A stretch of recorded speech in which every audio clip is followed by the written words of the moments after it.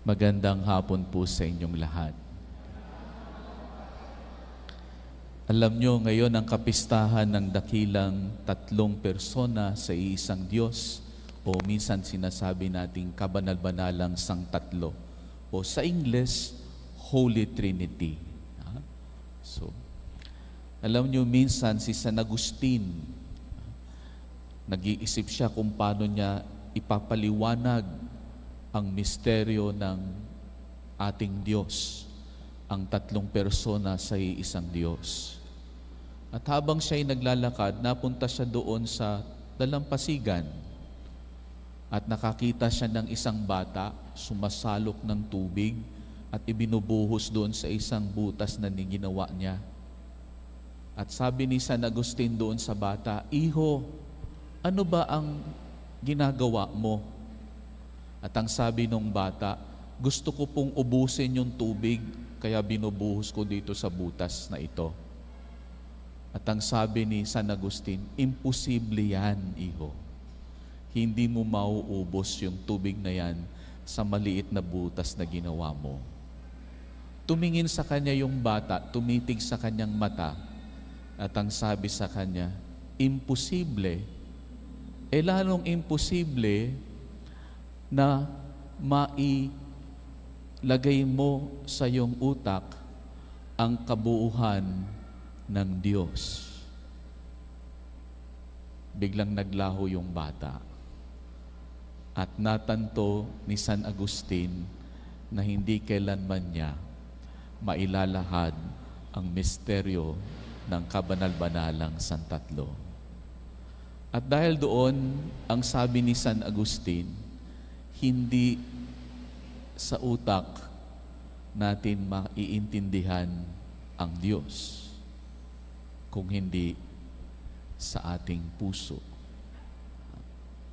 At nabatid natin sa unang pagbasa kung paano inilahad sa atin sa aklat ng Deuteronomo, kung paano ang Diyos ay nararanasan ng mga taong tinatawag niya. Nararanasan. Hindi lamang nakikilala, naiintindihan, kundi nararanasan.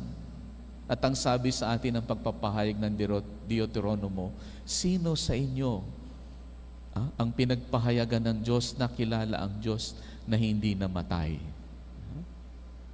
Kasi ang paniniwala noon, walang sino mang taong karapat-dapat na humarap sa Diyos. Kaya nga pag nanduroon ng Diyos, naririnig nila, nagtatago sila, natatakot sila, ayaw nilang tumingin. Sapagkat kapag nakita mo raw ang mukha ng Diyos, patay ka na.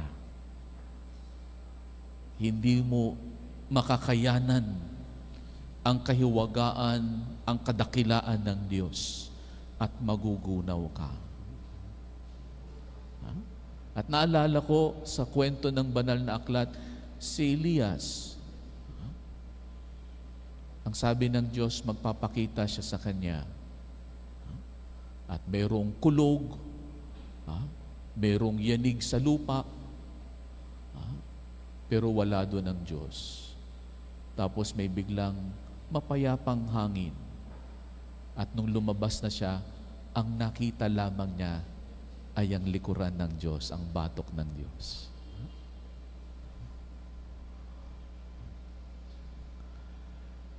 At dahil doon, para makilala natin ang Diyos, unang-una, dapat malaman natin na ang Diyos ay pagmamahal.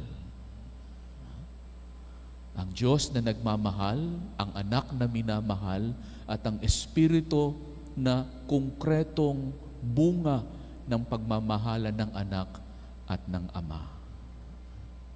At ito'y binahagi niya. Hindi lamang sa mga alagad, kundi sa lahat ng nabinyagan. Kaya nga, itong passage ng aklat na nabatid natin sa Ebanghelyo ngayon na kung saan ipinapalaganap ng Panginoon ang pagpapahayag ng pagmamahal ng Diyos at ang pagnanais niyang mapabilang tayo sa Kanya at makasama natin siya.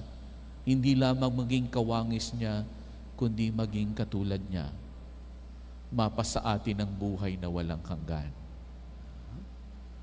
At ang sabi sa atin ay binyagan sila sa ngalan ng Ama, Anak, at Espiritu Santo.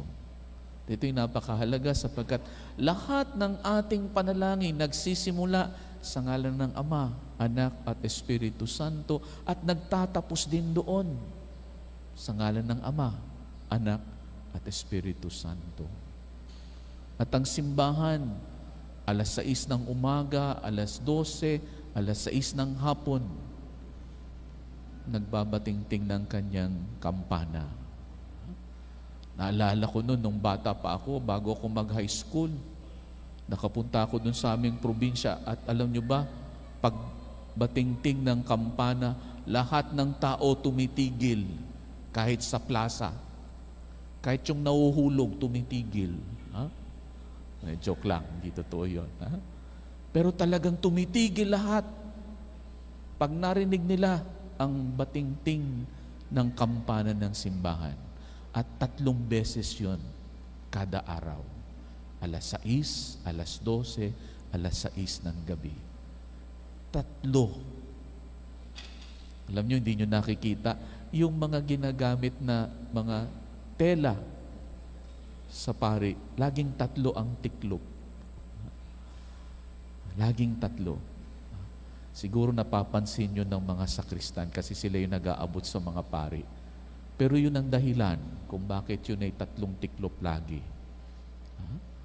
At sa ating sarili, binuguhitan natin, no? Nag-aantanta tayo, binabasbasan natin yung ating sarili at binabasbasan din tayo ng pari sa ngalan ng Ama, Anak, at Espiritu Santo. At lahat ng sakramento na tatanggapin natin, mula sa binyag, kumpil, sa kumpisal, sa kasal, sa pagpapahid para sa mga may sakit, sa banal na orden ng diakono, pari at obispo. Ito'y sa pamamagitan ng Ama, Anak, at Espiritu Santo. At dahil dito, napakahalaga na makilala din natin na ang buhay pagmamahal ay nandoon din sa 3 persona. Ang mapaglikha, ang mapagligtas at mapaggaling, at ang katotohanan at ang kabanalan. Sang 3, hindi pwedeng ako at ako lang. Ako, ang Diyos, at ang aking kapwa-tao. At ito'y pamamaraan ng ating buhay na kung saan hindi tayo pwedeng maging makasarili. Ito'y nagbabahagi, ito'y mapanglikha, ito'y mapagpagaling, ito'y magpapabanal sa ating buhay Kristiyano. At sabi ko nga, hindi lang ito sa kaalaman. Makikilala natin ang Diyos gamit ang ating sentido. Pero mas magiging totoo siya kung mararamdaman natin siya sa ating buhay. At ang tanong, kailan natin siya naramdaman? Kailan siya naging totoong-totoo sa ating buhay? At ano yung ating tugon sa presensya niya sa ating buhay?